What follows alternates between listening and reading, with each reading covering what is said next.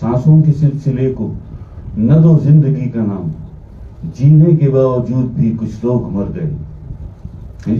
सांसों का सिलसिला तुम्हें जिंदा रखता है, लेकिन एहसास का सिलसिला तुम्हें जिंदगी देता है। बेशक, बिल्कुल।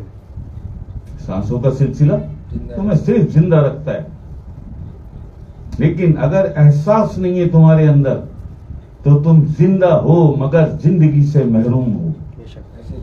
एहसास का तसलसल ये जिंदगी देता है इंसानियत को, और ये एहसास मिल जाए तो क्या जानवर और क्या तू बेशक, एक जैसा है ना। फिर बिल्कुल एक जैसा है।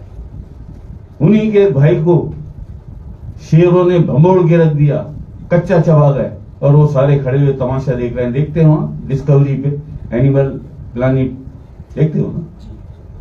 तो फिर जानवर में तुम में अगर एहसास होता उनमें तो शेर की मजाल थी।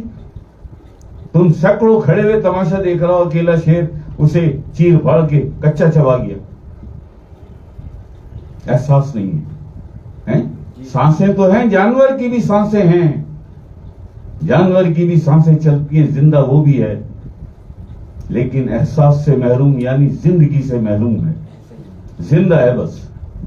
ऐसे ही बहुत सारे लोग हैं, जीने के बावजूद भी कुछ लोग मर गए, यानी जिनके अंदर इंसानियत का एहसास नहीं है।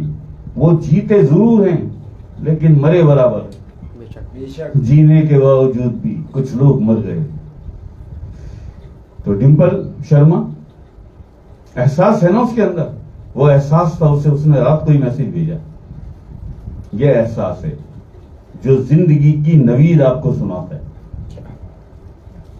वरना सांसें आपको जिंदा रखती हैं, लेकिन एहसास नहीं है तो फिर जिंदा रहकर भी जिंदगी से महरूम हो, जिंदगी से महरूम। अल्लाह खैर कर दे। अच्छा।